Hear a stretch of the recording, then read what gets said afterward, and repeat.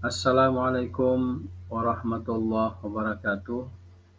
Perkenalkan, nama saya Ilyas SPD, calon guru penggerak angkatan 7 tahun 2022. Saya adalah guru pada SMA Negeri 27 Seram Bagian Barat, Provinsi Maluku.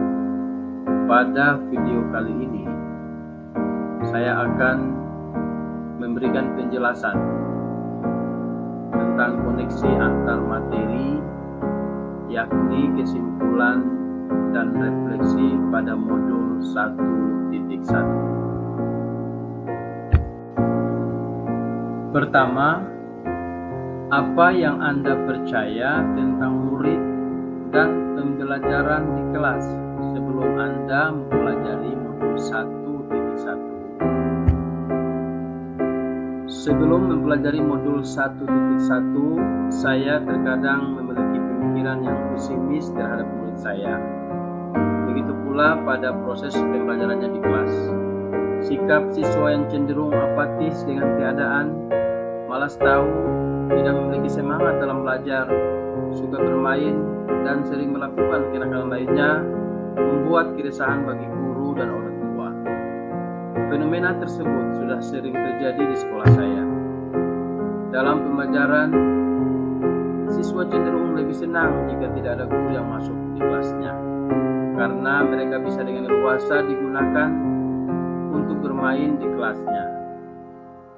Hal ini terjadi pasca masa pandemi COVID-19 tahun 2020 yang membawa dampak yang signifikan terhadap proses kegiatan belajar mengajar di sekolah. 2.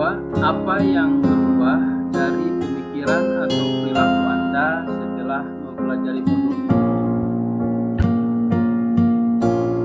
Setelah mempelajari modul 1.1, saya merasa bahwa pendidikan menurut konsep Ki Hajar Dewantara sungguh luar biasa. Kita maknai dalam tugas dan tanggung jawab kita sebagai guru. Banyak hal yang saya pelajari tentang konsep pendidikan Ki Hajar Dewantara melalui modul 1.1, refleksi filosofis pendidikan nasional Ki Hajar Dewantara. Konsep-konsep pendidikan Ki Hajar Dewantara memberi pengaruh yang cukup signifikan terhadap pemikiran saya tentang pendidikan. Pengajaran ternyata tidak sama dengan pendidikan. Pengajaran atau on the which itu merupakan salah satu bagian dari pendidikan. Maksudnya, pengajaran itu tidak lain adalah pendidikan dengan cara memberi ilmu atau berfaedah untuk hidup anak-anak baik lahir maupun batin. Sementara pendidikan diartikan sebagai tuntunan dalam hidup tumbuhnya anak-anak. Maksudnya, pendidikan menuntun segala kodrat yang ada pada anak agar mereka dapat mencapai keselamatan dan kebahagiaan yang setinggi-tingginya, baik sebagai manusia maupun sebagai anggota masyarakat. Menurut KHD, ada 3 prinsip untuk melakukan perubahan atau sering disebut 3 asas trikon. Di antaranya yaitu kontinuitas, konvergensi, dan konsentris. Kontinuitas maksudnya adalah ketika belajar kita harus berkelanjutan. Kita tidak boleh melupakan budaya dan sejarah dalam melakukan perubahan. Konvergensi maksudnya adalah pendidikan harus memanusiakan manusia dan memperkuat nilai kemanusiaan kita. Dan yang terakhir adalah konsentris. Maksudnya adalah pendidikan harus menghargai keberagaman dan memerdekakan pembelajar. Jadi jelas sekali terlihat bahwa pendidikan itu memerdekakan. Tujuan pendidikan utama yang digagas Ki Hajar Dewantara adalah bagaimana pendidikan mampu membuat anak memiliki budi pekerti yang baik. Budi pekerti atau watak diartikan sebagai bulatnya jiwa manusia.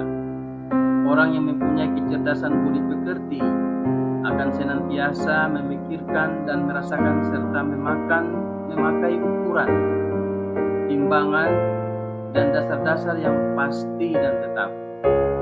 Watak atau budi pekerti bersifat tetap dan pasti pada setiap manusia, sehingga kita dapat dengan mudah membedakan orang yang satu dengan yang lainnya.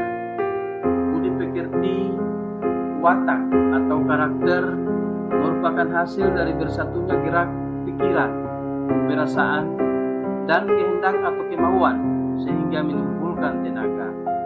Melalui pendidikan, saya dan kita semua berharap bahwa anak-anak murid kita nantinya bisa bertumbuh menjadi sebaik-baik manusia yang memiliki adab dan berbudi pekerti yang baik.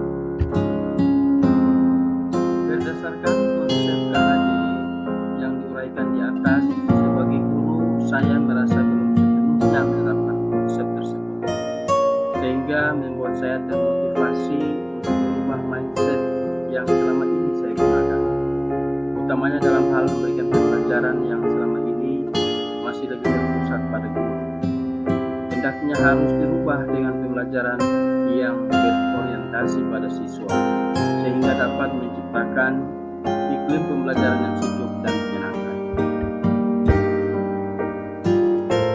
Berikutnya, pertanyaan yang ketiga, yakni apa yang dapat segera Anda terapkan lebih baik agar kelas Anda mencerminkan pemikiran KHD?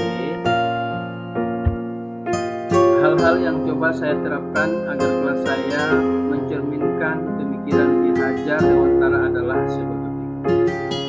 Pertama, saya harus mengubah mindset saya yang tadinya berpikir bahwa anak itu adalah selembar kertas kosong yang tidak atau belum tahu apa-apa. Saya harus meyakinkan diri saya bahwa setiap anak lahir sudah lengkap dengan potensinya masing-masing, meskipun masih terlihat samar. Saya harus peka membaca dan mengenali setiap potensi anak yang saya didik, agar pengajaran dan pendidikan yang saya berikan nantinya, baik metode maupun bahan ajar, bisa betul-betul menggali potensi anak seoptimal mungkin. Kedua, saya mencoba menciptakan suasana kelas yang menyenangkan. Hal ini sejalan dengan kodrat anak yang senang bermain. Kita bisa mengkolaborasikan asiknya permainan ke dalam kegiatan pembelajaran. Misalnya dengan melakukan permainan tebak kata ketika pembelajaran berlangsung. Ketiga, saya harus mengupayakan pembelajaran yang berpusat pada anak, memberikan ruang, kesempatan, dan fasilitas seluas-luasnya agar anak mampu berpartisipasi aktif dalam kegiatan pembelajaran. Saya sebagai pendidik menempatkan diri saya sebagai fasilitator yang menuntun anak agar ia mampu mencapai tujuan pembelajaran yang diharapkan. Di akhir pembelajaran, penting bagi saya untuk memberikan penguatan terhadap materi-materi konseptual agar anak tidak mengalami miskonsepsi. Selain itu, melalui pembelajaran yang berpusat pada anak, saya berharap bisa mengasah keterampilan abad 21 mereka. Keempat, sebagai wujud dari tujuan pendidikan yang utama, yaitu lahirnya anak yang tidak hanya kompeten dari segi akademis, tapi juga berbudi pekerti yang baik. Saya sebagai guru, selain memberikan wejangan, harus bisa juga memberikan teladan yang baik. Jadi anak tidak hanya melakukan apa yang saya katakan, tapi harapannya anak mampu meneladani perilaku-perilaku baik yang saya contohkan. Selain sebagai upaya memotivasi anak agar berbudi pekerti yang baik, ini juga bisa jadi tantangan untuk saya. Bagaimana caranya agar saya bisa konsisten memberikan keteladanan yang baik. Guru sebagai sosok yang digugu dan ditiru. Yang terakhir, saya berharap saya bisa memaknai semboyan Ki Hajar Dewantara ngarso sungtulodo, yang memiliki arti saya bisa memberikan teladan bagi setiap anak didik saya. Madio Mangunkarso, ketika di tengah saya bisa jadi teman yang memberikan semangat dan motivasi, serta Tutmuri Handayani. Dan ketika dari belakang saya bisa memberikan dorongan, moral, serta motivasi agar bisa memberikan semangat dalam pembelajaran.